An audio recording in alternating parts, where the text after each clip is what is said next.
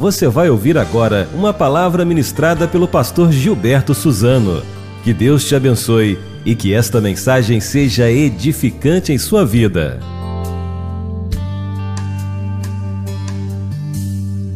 Primeira carta do apóstolo Pedro, no capítulo 3, versos 8 ao 22, será o texto da nossa mensagem nesta manhã. Diante de tudo que temos vivido nesses últimos dias, eu entendo a necessidade de estarmos conversando um pouco sobre sofrimento. Pelo menos em algumas de nossas celebrações, eu creio que Deus tem algo a dizer a mim, a você, a todos nós sobre o sofrimento na perspectiva do Evangelho, o sofrimento na perspectiva do cristianismo, o sofrimento na perspectiva bíblica. Talvez esse seja um assunto que a gente quisesse saltar, quisesse evitar até tocar nele, mas não podemos fugir à realidade dos fatos. Então, nesta manhã, eu quero ministrar uma palavra aos irmãos sobre o crente e o problema do sofrimento. O sofrimento ele é um problema porque, se nós pudéssemos, nós jamais escolheríamos sofrer. O sofrimento é um problema porque é algo muito indigesto. Ninguém gosta de sofrer. Nem o mais louco de todos é capaz de dizer, eu gosto de sofrer. É sim um dos grandes problemas que nós enfrentamos nesta vida. E nós precisamos olhar para o sofrimento, então, com os olhos de Deus, porque isso vai nos ajudar, não a evitar, às vezes, o sofrimento, mas a suportar. Então, nesta manhã, eu quero conversar um pouco com os irmãos sobre o crente e o problema do sofrimento, e eu quero ler na carta de Pedro, a primeira carta, no capítulo 3, versos 8 ao 22. Nos diz assim o apóstolo Pedro: Finalmente, tende todos vós o mesmo modo de pensar, mostrai compaixão e amor fraternal, sede misericordiosos e humildes, não retribuindo mal com mal, nem ofensa com ofensa. Pelo contrário, bendizei, porque para isso fostes chamados, a fim de receber bênção como herança. Pois quem quer amar a vida e ver dias felizes, refreie a língua do mal e os lábios de falar coisas enganosas. Afaste-se do mal e faça o bem, busque a paz e nela insista. Porque os olhos do Senhor estão sobre os justos, e os seus ouvidos atentos à sua súplica, mas o rosto do Senhor está contra os que praticam o mal. Quem vos fará mal, se sois zelosos do bem? Mas ainda que venhais a sofrer por causa da justiça, sereis abençoados. Não temais suas ameaças, nem vos alarmeis. Antes, reverenciai a Cristo como Senhor no coração. Estais sempre preparados para responder a todo o que vos pedir a razão da esperança que há em vós. Mas fazei isso com mansidão e temor, tendo boa consciência, para que os que caluniam o vosso bom procedimento em Cristo fiquem envergonhados naquilo de que falam mal de vós. Porque se a vontade de Deus assim o decretar, é melhor que sofrais fazendo o bem do que o mal. Porque quando Cristo morreu, uma única vez pelos pecados, o justo pelos injustos, para levar-nos a Deus, morto na carne, mas vivificado pelo Espírito, no qual também foi e pregou aos espíritos em prisão, os quais noutro tempo foram rebeldes, quando a paciência de Deus esperava enquanto a arca era construída nos dias de Noé. Poucas pessoas, isto é, 8, salvaram-se nela por meio da água, que prefigurando o batismo, agora também vos salva, o qual não é a remoção da impureza da carne, mas a promessa de uma boa consciência para com Deus pela ressurreição de Jesus Cristo, o qual, tendo subido ao céu, está à direita de Deus, e a ele sujeitaram-se os anjos, as autoridades e os poderes. Irmãos, passado alguns dias depois, pelo menos 8 dias, como entender que uma família de nossa igreja esteja sofrendo tanto? Sendo que não apenas a nossa igreja, mas tantas outras igrejas se envolveram durante 3 dias num movimento de oração por um final feliz para essa situação, a qual não foi o que nós esperávamos. Se a Bíblia diz que a oração de um justo pode muito em seus efeitos, como entender que dezenas, centenas, milhares de pessoas, de crentes, tenham se unido com toda a oração e súplica por esta boa causa e não tivemos o fim que desejávamos? Como entender o fato de que nós, a Igreja Batista SEAB, nós acabamos de começar uma campanha em favor dos encarcerados, para a gente levantar recursos, para a gente enviar colchões, cobertores, roupas para as pessoas que estão nas prisões, sendo que nós somos vítimas agora direto e sentimos na pele a maldade de alguns desses malfeitores que vivem na comunidade carcerária. Como? Como que você vai tirar agora uma oferta e colocar dentro de um envelope como esse que está lá atrás, pensando que essas pessoas que fizeram toda essa maldade, inclusive, estão lá dentro, e que todos os que estão lá, de alguma forma, fizeram tanta gente sofrer, como nós temos sofrido nesses dias? Irmãos, têm sido muitos os questionamentos que nós temos feito. Nós buscamos respostas.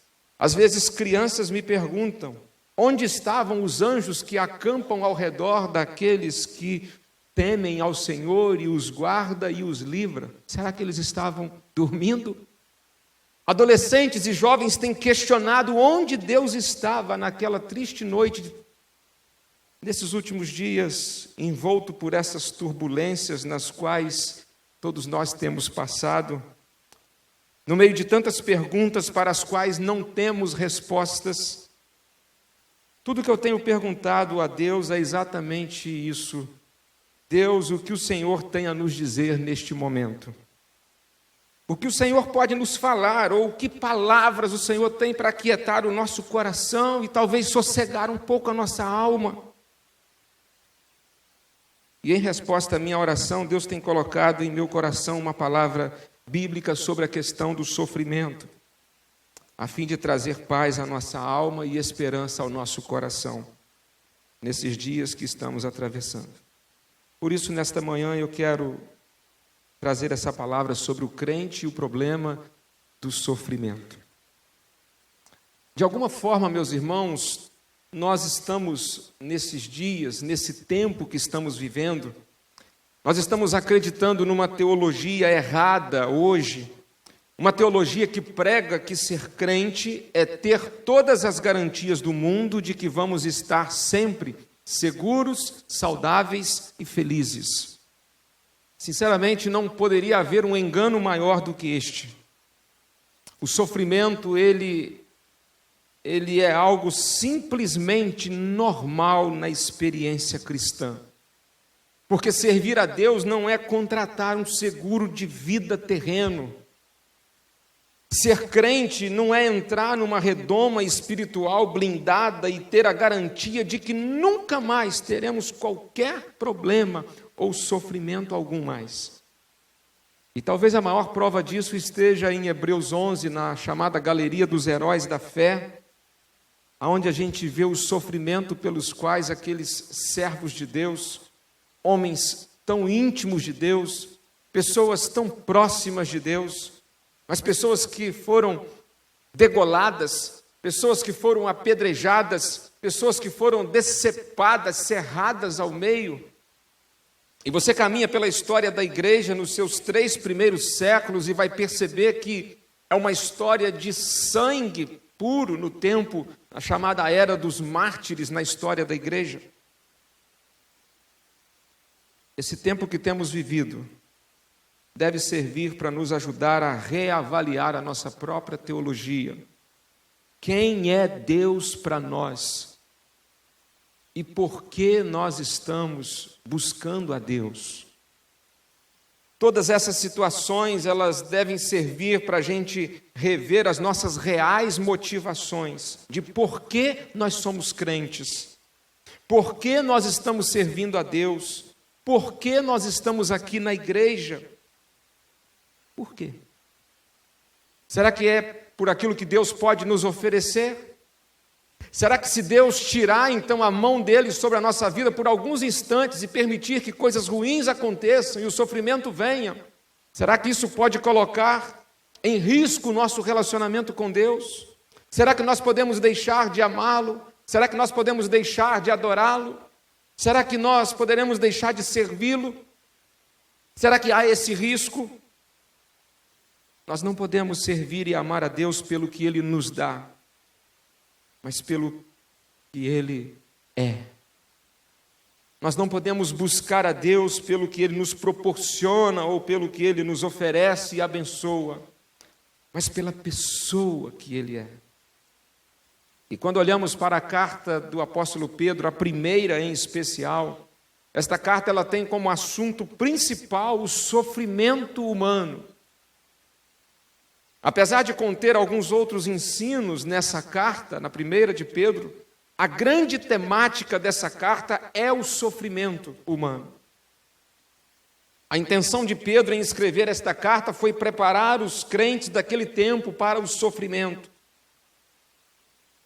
Pedro ele refere-se ao sofrimento em pelo menos 15 ocasiões, numa carta tão pequena, de apenas 5 capítulos.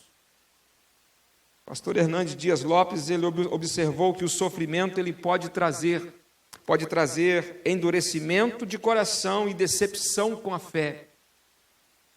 Por isso, o sofrimento é algo muito perigoso. O sofrimento pode levar algumas pessoas a se tornarem até mesmo céticas e se tornarem ateus. Muitos crentes sucumbem diante da dor, outros se revoltam, como a mulher de Jó, e há quem questione o amor de Deus. E eu me lembro dos judeus, naquele tempo em que morreu Lázaro, amigo de Jesus, e eles disseram, se ele o amasse, Jesus teria vindo. Ele demorou porque não o ama. O apóstolo Pedro deixa claro que a vida cristã ela não é indolor. O sofrimento faz parte da jornada do peregrino rumo ao céu. Nessa viagem rumo ao céu, não estamos imunes aos sofrimentos. E Pedro escreve essa carta para encorajar os cristãos diante do sofrimento. Alguns versículos dessa carta, neste capítulo em especial, eu destaco como o 13, por exemplo, quando Pedro assim escreveu, quem vos fará mal, se sois zelosos do bem? A tradução mais antiga diz assim, quem poderá vos maltratar, se sois zelosos do bem? Se nós olhássemos para esse versículo isoladamente, nós teríamos aqui um grande problema. Se nós somos zelosos do bem, se nós servimos a Deus, poderíamos interpretar este versículo dizendo que é impossível que alguém nos faça o mal ou que nos maltrate. Mas o verso 14, ele complementa o que o verso 13 levanta. Mas ainda que venhais a sofrer, sereis abençoados. Não temais suas ameaças, nem vos alarmeis. E talvez o 17 seja aonde a gente, se não estiver muito firmado com a nossa fé em Deus, a gente entra em crise. E talvez hoje à noite a gente estenda um pouco mais sobre isso. Porque se a vontade de Deus assim o decretar, é melhor que sofrais fazendo o bem do que o mal. Irmãos, ainda que o contexto de sofrimento desta carta de Pedro seja o de perseguição religiosa violenta pelos romanos, o contexto geral é de sofrimento. E o contexto em si não importa, porque ele trata do sofrimento humano. E sofrimento não importa que tipo de maltrato a gente esteja recebendo, não importa se alguém esteja nos ferindo, porque nós somos um crente e estamos pregando o Evangelho em algum lugar onde somos proibidos de pregar. Não importa se nós estamos sofrendo porque alguém colocou um revólver no nosso ouvido e está tentando levar um bem que temos. Não importa se por vingança alguém está nos fazendo mal. Não importa. Sofrimento é sofrimento sob toda e qualquer circunstância. Sofrimento é sempre sofrimento. As causas podem ser diferentes, mas os efeitos são os mesmos. Por isso eu convido os irmãos a ouvirmos a voz de Deus nesta manhã, com a nossa alma sedenta, para a gente receber de Deus o encorajamento que estamos precisando através da sua bendita palavra. Nós podemos observar aqui nesta passagem algumas orientações de como a gente deve proceder diante das situações de sofrimento, de qualquer sofrimento. Em primeiro lugar, ao passarmos pelo sofrimento, devemos olhar para os lados. Olhar para os lados. Dá uma olhada para o lado agora, vê se tem alguém aí. Tem alguém. Ainda que quem esteja num banco sozinho, mas no outro lado, lá tem alguém. Devemos olhar para os lados. E é assim que Pedro começa a partir do verso 8, finalmente, tende todos vós o mesmo modo de pensar. Mostrai compaixão e amor fraternal, sede misericordiosos e humildes. Pedro vai falar de sofrimento já já, mas ele não fala de sofrimento antes de dizer que ninguém sofre sozinho. Ninguém sofre sozinho. E se tem um momento na vida que a gente percebe pessoas do nosso lado, é exatamente no momento do sofrimento. O sofrimento nos lembra que não estamos sozinhos e que há muita gente do nosso lado, perto de nós. Por isso que nós devemos olhar para os lados. No sofrimento nós podemos contar com a compaixão e o amor fraternal. No sofrimento nós podemos demonstrar compaixão e amor fraternal. A Bíblia nos ensina que no sofrimento nós podemos ajudar e sermos ajudados. Lá em Isaías 41, escreveu o profeta: um ao outro ajudou e ao seu companheiro disse: esforça-te. Wagner compartilhou comigo quando estava lá em Raposo com os nossos adolescentes, para tomar a decisão de retornar com eles ou não. Se prepararam. Estão de parabéns pela atitude de retornarem. Todos vocês se prepararam para o Conabenf, estudaram provérbios, e o Wagner disse que, conversando com eles, lembrou a eles que a maior lição de provérbios que fica foi Provérbios 17. Em todo tempo ama o amigo, e na angústia nasce o irmão. Devemos olhar para os lados. No sofrimento nós podemos ser consolados uns pelos outros. No sofrimento nós podemos chorar com os que choram. E como isso é importante. No sofrimento nós podemos contar com as pessoas que estão do nosso lado, as quais muitas vezes a gente, envolvido pela correria da vida, nem se dá conta e nem percebe que elas estão ali tão perto de nós. Talvez indiferença e egoísmo, pensar apenas em si, têm sido as principais marcas de nosso tempo. Nunca o ser humano esteve tão alheio às necessidades dos outros e pouco interessado pelas causas que afligem o seu semelhante como nos dias de hoje. Mas o sofrimento nos traz o benefício do exercício da solidariedade. Solidariedade é sofrer com o outro. O sofrimento nos traz a oportunidade de praticar a compaixão. O sofrimento nos mostra a importância de amar e ser amado. O sofrimento abre os olhos, os nossos olhos, para as pessoas que estão de nosso lado. E neste exercício de solidariedade, muitas vezes tudo o que precisamos é estar ao lado, nada mais do que isso.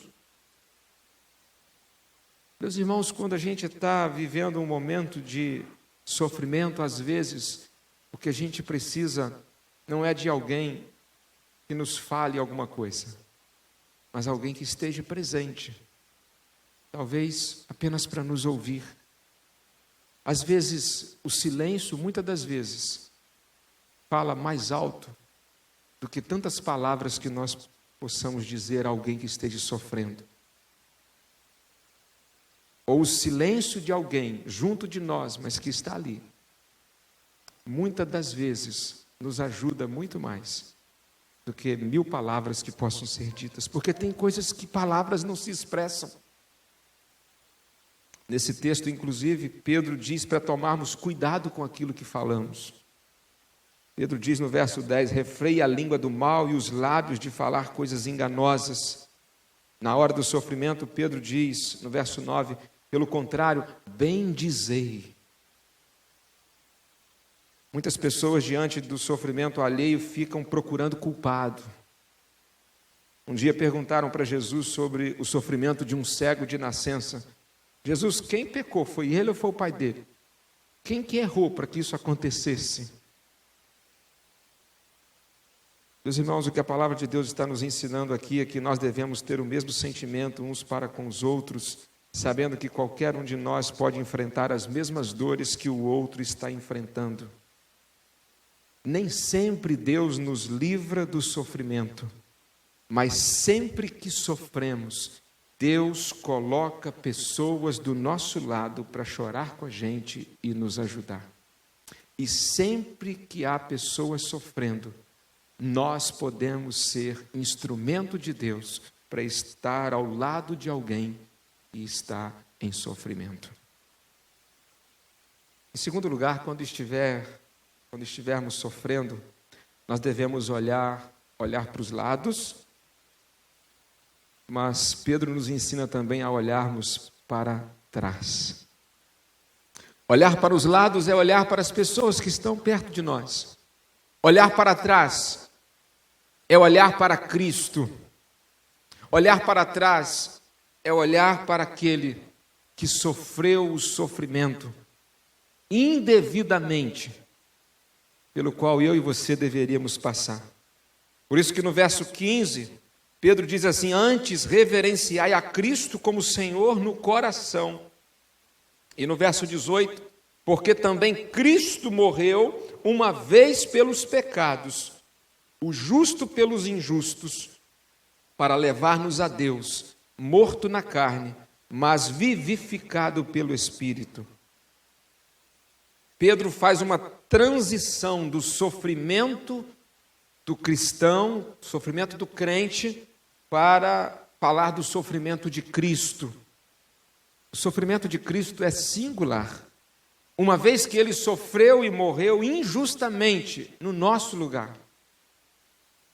Ao passarmos pela experiência do sofrimento, Pedro nos encoraja aqui a olharmos para trás, para o sofrimento de Jesus. Os sofrimentos de Cristo nos devem aquietar a alma diante dos sofrimentos mais injustos e cruéis que possamos enfrentar neste mundo. É por isso que o autor da carta aos Hebreus, ele disse no verso 2 do capítulo 12, olhando para Jesus, autor e consumador da fé, o qual, pelo gozo que lhe estava proposto, suportou a cruz, desprezando a afronta, e assentou-se à destra do trono de Deus. No verso 3, ele assim escreveu, considerai, pois, aquele que suportou tais contradições dos pecadores contra si mesmo, para que não enfraqueçais, desfalecendo em vossos ânimos. Quando nós olhamos para Jesus, nós encontramos alento para a gente suportar com paciência os sofrimentos da corrida cristã. Se Jesus sofreu voluntariamente, não por si mesmo, mas por nós, por cada um de nós, com a máxima prontidão, com perfeita paciência, e tudo isso apesar de ser Deus, homem, não deveríamos nós, que merecemos o pior, nos submeter às leves aflições desta vida, que produzem para nós eterno peso de glória, conforme Paulo disse? Pedro parece que nesse ponto ele recorre ao capítulo 53 de Isaías, que trata do sofrimento e morte expiatória de Jesus e aplica essa verdade à vida dos crentes. Jesus sofreu. Se Jesus sofreu, por que nós poderíamos pensar que a gente também não passaria por sofrimento? Jesus é mais uma vez o nosso exemplo, e nosso exemplo no sofrimento. No entanto, todo o sofrimento de Jesus e a sua morte não foi um acidente. O sofrimento e morte de Jesus estava nos planos de Deus, na agenda de Deus. Jesus sofreu e morreu como o Cordeiro de Deus que tira o pecado do mundo.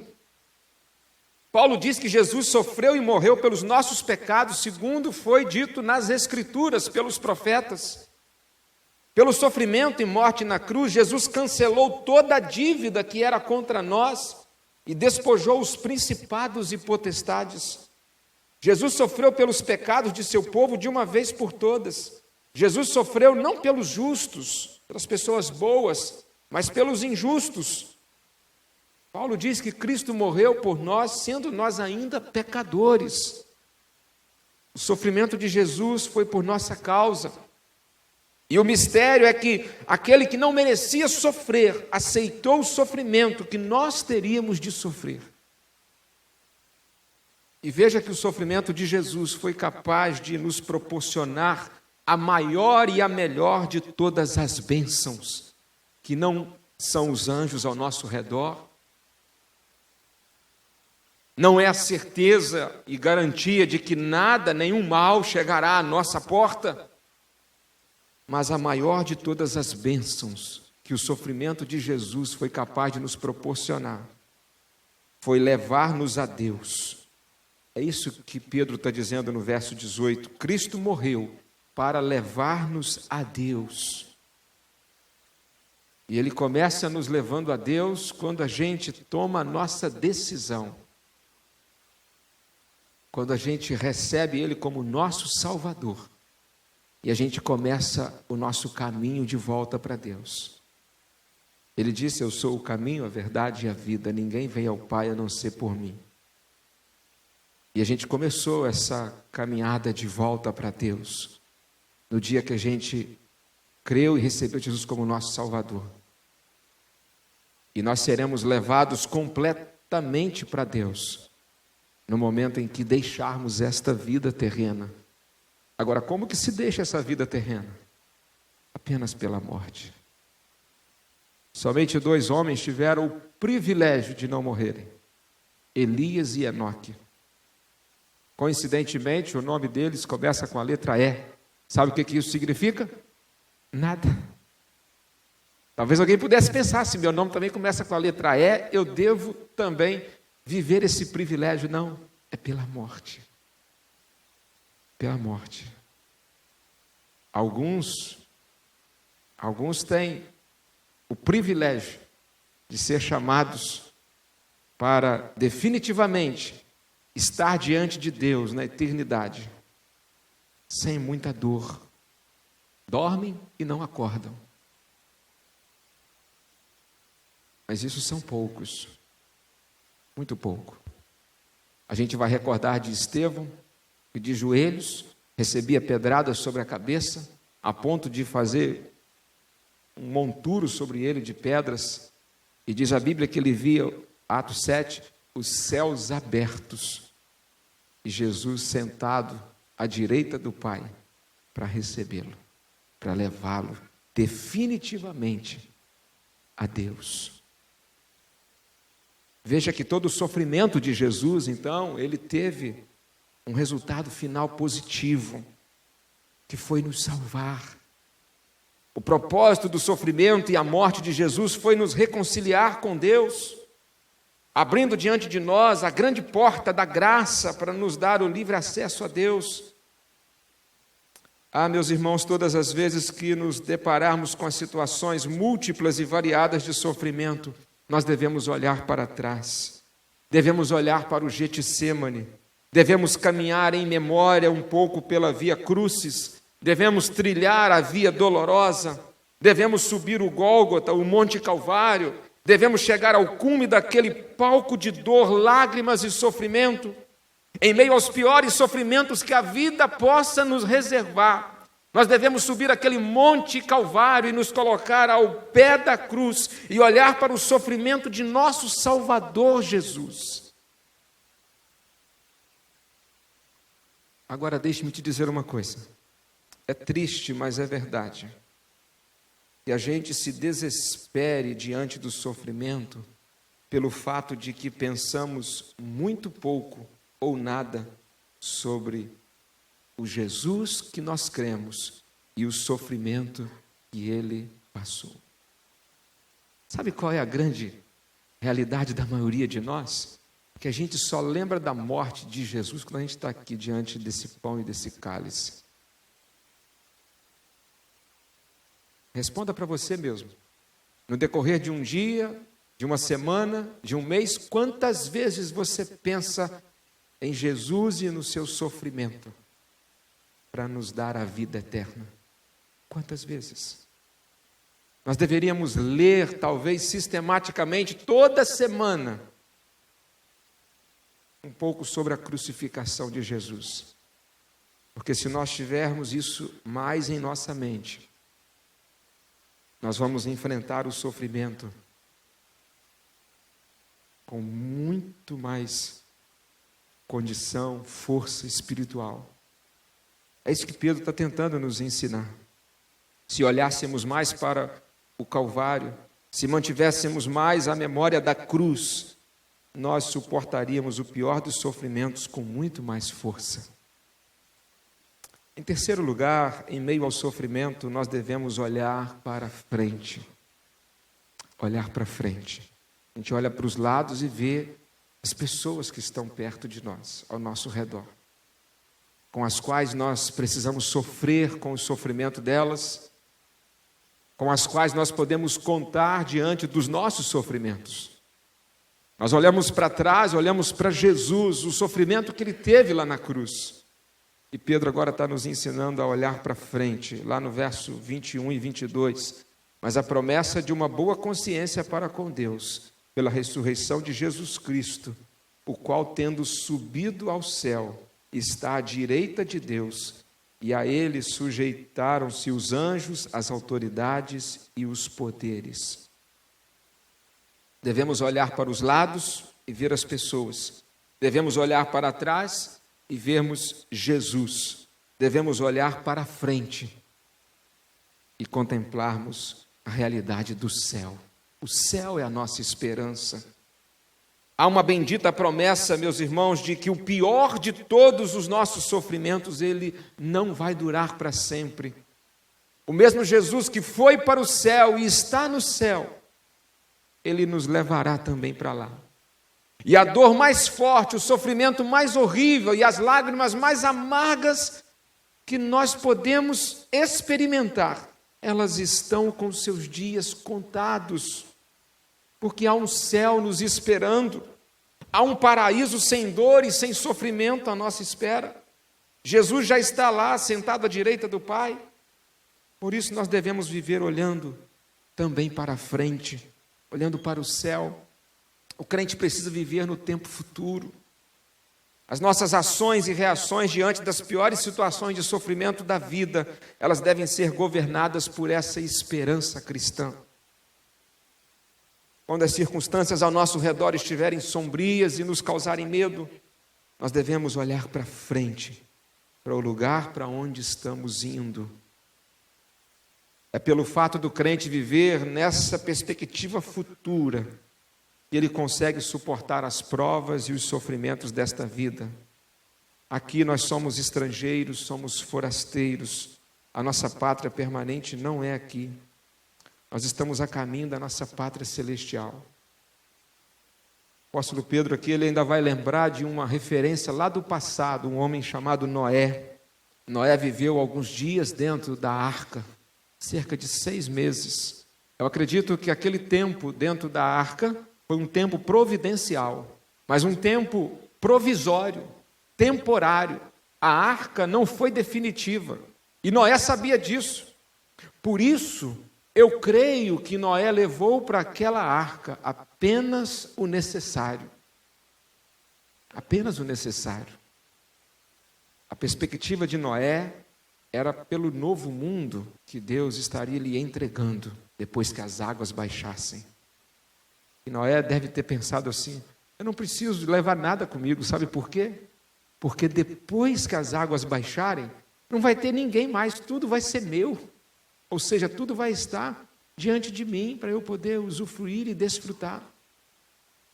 Talvez um dos grandes erros da nossa vida seja não considerarmos que nós estamos também hoje vivendo, de alguma forma, numa arca. Providencial, sim, mas provisória, temporária, não é definitiva. Esse mundo não é definitivo. Nós precisamos voltar a colocar os nossos olhos no futuro, no céu, porque é lá que está a nossa esperança maior. Eu creio que Noé enfrentou os sofrimentos do tempo presente, porque ele vivia olhando para o futuro, para o novo mundo que surgiria após o dilúvio. Este mundo não é a nossa casa definitiva. A nossa residência aqui, ela é sim temporária. Deus nos levará para um lugar melhor. Meus irmãos, por tudo que tenho orado e lido a Bíblia, a palavra de Deus, o que Deus tem trazido ao meu coração, e eu creio que tem trazido ao coração de tantos irmãos, é que nós precisamos verdadeiramente viver a nossa fé com mais intensidade, com amor no coração. Colocar uma oferta dentro de um envelope como esse vai ser uma das tantas maneiras de demonstrarmos o perdão. Não nos revoltarmos contra Deus será a maneira mais profunda de nós adorarmos a Deus, dizendo a Ele: Senhor, eu não faria assim, mas eu aceito tudo que o Senhor fez ou permitiu que pudesse ser feito, e eu te adoro por causa de quem tu és, não por aquilo que o Senhor pode me oferecer ou me proporcionar. Quando eu preparava a conclusão desta mensagem, eu me lembrei que antigamente, muitas vezes, os cultos das igrejas terminavam com uma bênção. E eu me lembro do meu pastor, na infância, dizendo muito o finalzinho dessa primeira carta de Pedro. Ora, o Deus de toda graça, que em Cristo vos chamou à sua eterna glória, depois de terdes sofrido por um pouco, Ele mesmo vos há de aperfeiçoar, firmar, fortificar e fundamentar. Eu ouvi isso muitas vezes no término dos cultos. Mas sabe o que acontecia? Havia uma parte que ela não era lida. Depois de ter sofrido por um pouco. Essa parte ela era omitida. Por quê? Talvez porque não seja agradável falar sobre o sofrimento. Você terminar um culto dizendo assim para as pessoas: vamos embora para casa, vamos sofrer. E que Deus nos abençoe. E depois que a gente sofrer bastante, a gente tem um céu nos esperando. Isso não é nada animador para ninguém. Mas a realidade é que a vida é cheia de momentos de sofrimento. Pedro nos lembra aqui que ser crente não significa ter todas as garantias do mundo de que nunca mais vamos sofrer dano ou perda alguma. Eu quero terminar esta mensagem afirmando duas verdades. A primeira: o sofrimento é uma boa oportunidade de testemunhar de Cristo.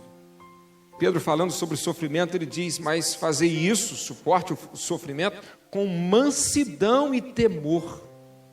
Com mansidão e temor. O testemunho do crente no sofrimento é algo extremamente poderoso. A nossa postura diante do sofrimento, ela será para aqueles que ainda não conhecem a Cristo, será um testemunho poderoso. Nós mostramos ao mundo a razão da esperança que há em nós. Nós damos uma resposta ao mundo de por que nós temos esperança. Eu li sobre um garoto de 12 anos que durante a Segunda Guerra Mundial ele recusou-se juntar-se a um certo movimento na Europa. E aí os carrascos daquele garoto lhe perguntaram: você não sabe que nós temos poder para te fazer sofrer e até te matar? E aquele garoto de 12 anos, aquele adolescente, respondeu: sim, é claro que eu sei. Mas vocês não sabem também que eu tenho o poder de sofrer e morrer por amor a Jesus?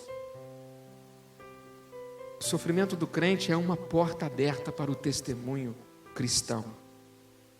E uma outra verdade que eu então trago para a nossa conclusão final: o crente jamais enfrentará sofrimento algum sozinho. Quando nós estamos sofrendo, o diabo tenta nos fazer pensar que Deus nos abandonou, mas Deus nunca nos abandona. Hebreus 13:5, Ele mesmo nos disse: o Senhor, não te deixarei, nem te desampararei. O Senhor está conosco sempre, Ele nunca vai nos deixar, Ele nunca vai nos abandonar. Deus pode até não livrar a gente do sofrimento, mas jamais enfrentaremos sofrimento algum sozinho, pois ainda que andemos pelo vale da sombra da morte, Ele estará conosco, e ainda que a gente passe pelo fogo, Ele está conosco no fogo. Ainda que a gente entre nos rios para atravessar os rios mais fundos que possa haver, o Senhor estará conosco. O meu convite nesta manhã é este. Sim, o sofrimento é um problema, mas é um problema que um dia deixará de existir, mais cedo ou mais tarde. Seja qual for o tamanho ou como possamos estar sofrendo, vamos olhar para os lados, vamos olhar para Jesus e vamos olhar para o céu. E nesta manhã em especial, concentremos principalmente em Jesus, em todo o sofrimento que Ele teve que passar por nossa causa. Feche seus olhos neste momento, vamos falar com o Senhor. Talvez seja um tempo de nós começarmos a pedir perdão, Senhor, pelas nossas fraquezas. Perdão, Senhor, pelos nossos questionamentos. Perdão, Senhor, pelas nossas dúvidas. Perdão, Senhor, pelos nossos medos. Perdão, Senhor, pelas palavras que falamos às vezes sem pensar. Perdão por aquilo que nós não entendemos e às vezes maldizemos. Perdão, Senhor, nos perdoa, nos perdoa. Se o Senhor não fez as coisas do jeito que a gente achou que deveria ter que ser feito, nos perdoa por a gente não entender, mas nos ajude para a gente não naufragar na nossa fé. Senhor, que as crianças da Tua igreja possam perceber o Teu amor. Ó Deus, que os adolescentes e jovens da nossa igreja não tenham dúvidas da Tua existência. Senhor, que as famílias da Tua casa não tenham dúvida de que o Senhor está cuidando de cada um de nós, dentro do Teu querer, dentro da Tua vontade, dentro do Teu agir. Eu quero Te pedir, Senhor, que passado algum tempo a gente esteja muito mais forte espiritualmente, que o Teu Espírito Santo possa nesse tempo, ó Deus, quem sabe despejar sobre nós um grande e poderoso avivamento, para a gente buscar ao Senhor cada dia mais e mais, mas jamais por aquilo que o Senhor pode nos dar, mas por quem Tu és. Senhor, muito obrigado, até mesmo pelas coisas difíceis em que encontramos dificuldades para agradecer. Mas a Tua palavra nos diz: em tudo dai graças. E nós queremos Te agradecer por esse tempo. Te agradecer porque o Senhor está no controle de todas as coisas. Nós oramos agradecidos assim, no nome de Jesus. Amém, Senhor Deus. Amém.